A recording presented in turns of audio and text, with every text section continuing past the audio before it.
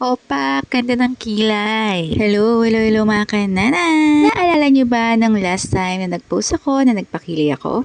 At dahil nga 2 session ang dapat pagka nagpapakilay ka, eto ngayon at bumabalik ako dito sa Love Legend Bros. Ang dami ang ganap na nangyari sa akin kaya medyo na-late na ako para sa second session ng aking pagpapakilay. Buti na lang at very accommodating talaga ang mga staff ng Love Legend Bros. Same procedure lang din naman ang gagawin nila ngayon sa akin. At nagkataon pa na yung namumutok kong tigyawat dun pa sa gitna ng kilay ko tumubo. Buti na lang talaga at magaling si Ma'am Cara. Siya na lang ang nag-adjust para sa tagyawat ko.